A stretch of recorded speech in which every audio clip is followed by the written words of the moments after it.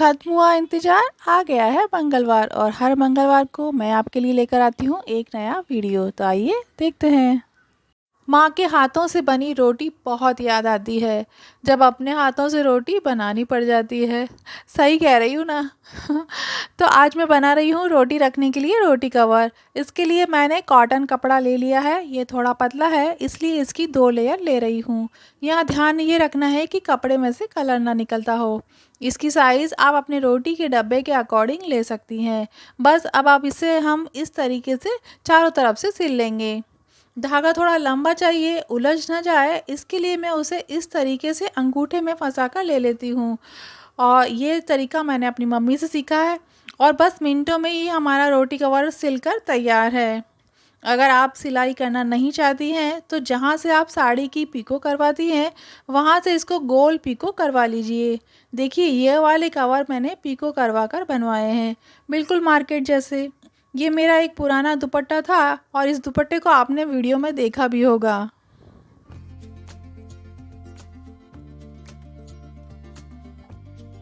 ज़माना बदला, चीज़ें बदली और मेरी मसालदानी भी। डिस्कार्ड करने की जगह सोचा क्यों ना इसे भी रीयूज़ किया जाए।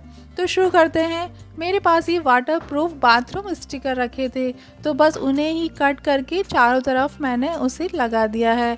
और स्टिकर लगाते से ही तो इस मसालदानी की काया पलट हो गई है, एकदम ओल्ड से गोल्ड, बहुत ही सुंदर। पहले मैं इस मसालदानी की चारों तरफ कपड़े की लेस लगाने की सोच रही थी पर वो ड्यूरेबल नहीं है, इसलिए इस पर स्टिकर लगाना ही मुझे ठीक लगा। इसे आप एज अ लेज़ी सुजैन या फिर इस पर ढक्कन लगाकर कोई भी चीज़ रखने में इसे यूज़ कर सकती हैं। ये दोनों तरीके से काम करेगी। मैं तो इसमें ड्राई फ्रूट्स रखने वाली हूँ। और इसकी सबसे अच्छी बात यह है कि ये सुंदर तो बन ही गई है, साथ ही ये वॉशेबल भी है।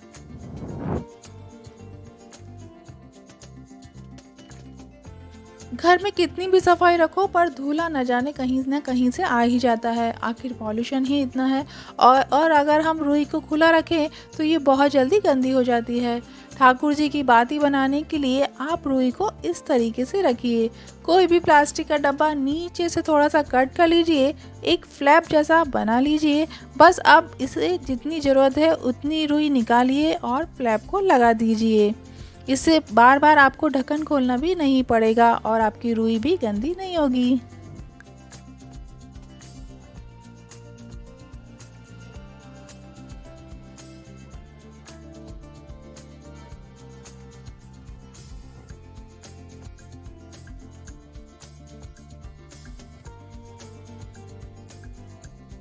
मोस्टली मैं हर बार तेल के कंटेनर खरीदने की जगह इस तरीके के पाउच खरीदने में ज़्यादा इंटरेस्ट रखती हूँ, क्योंकि डिब्बों का एक्स्ट्रा चार्ज क्यों देना। तो हर बार मैं पाउच खरीदती हूँ और उन्हें ही डिब्बों में रिफ़िल कर देती हूँ। तो हमारा तेल ढूले नहीं, इसके लिए आप इस तेल की थैली से ही फ़नल यानी कि कूपी बना सकते हैं। यहाँ पर मुझसे थोड़ा सा छोटा कट लग गया है पर आप थोड़ा बड़ा कट लगाइएगा। आई होप ये ट्रिक आपको बहुत ही अच्छी लगी होगी। तो इसे यूज़ में लीजिएगा और मेरे साथ शेयर कीजिएगा।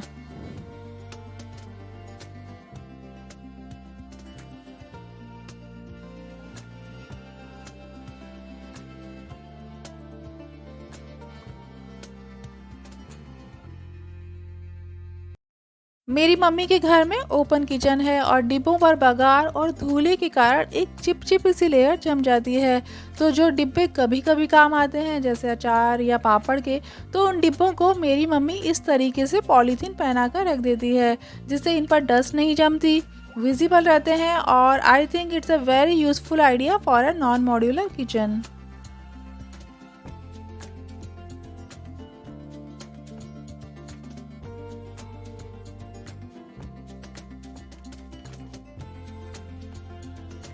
मैं हमेशा से कोशिश करती हूँ कि पॉलीथीन घर में कम से कम आए।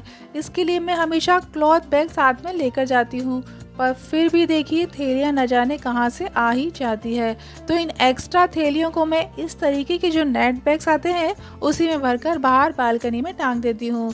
तो कचरा वगैरह है या सैनिटरी पैड्स वगैरह है या इस तरह की कोई भी जो चीज़ें हैं जो उनको फेंकने में मैं इनको यूज़ करती हूँ। इस तरीके के नेट बैग में थैलियाँ रखना भी आसान है और इनको टांगना भी आसान।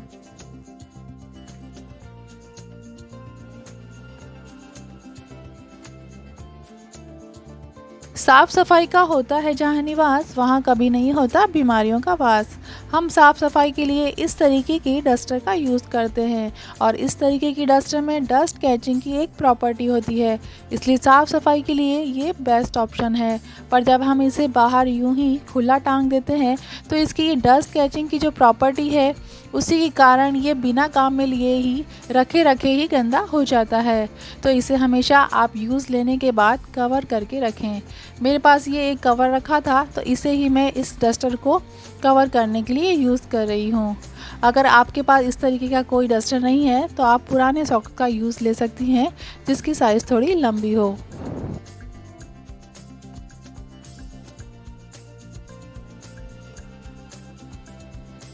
कुकर की रिंग लूज़ हो गई और इस कारण कुकर में सीटी नहीं आ रही है और इस कारण हमें पता नहीं चल रहा है कि खाना प्रॉपरली पका है या नहीं। तो इस प्रॉब्लम का सबसे सही सॉल्यूशन तो यही है कि आप नई रिंग लाइए, कुकर की सर्विसिंग करवाइए। पर टेम्प्रेरी बेसिस पर आप कुकर की रिंग में रबर बैंड लगाकर उसको यूज़ कर सकती हैं। इससे रिंग थोड़ी टाइट हो जाएगी और आपके कुकर में सीटी आने लगेगी। पर ध्यान रखिएगा ये सिर्फ टेम्प्रेरी सॉल्यूशन है।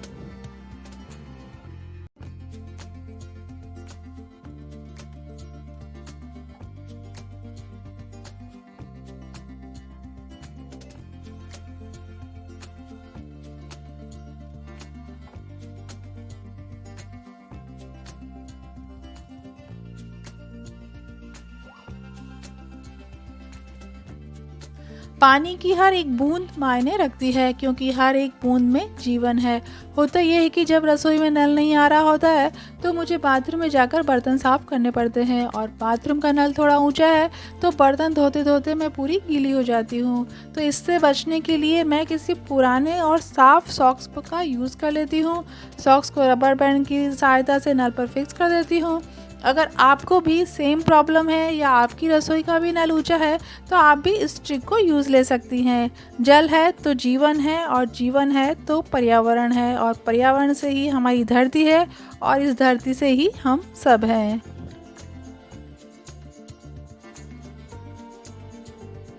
धीमे धीमे करके कितने सारे चाकू, छुरी, चम्मच, कांटे इकट्ठे होते चले गए।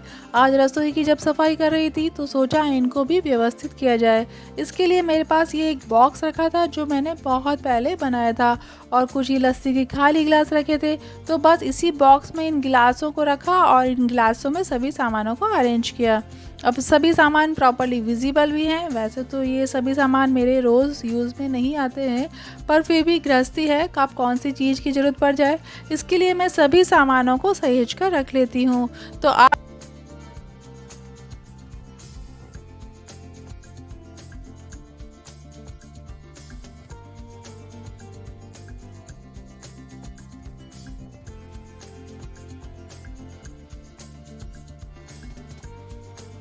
आपको लग रहा होगा कि मैं लहसुन छीलने की ट्रिक आपको बताने वाली हूँ, पर नहीं, मैं उससे भी ज़्यादा इम्पोर्टेंट बात आपके साथ शेयर करने वाली हूँ।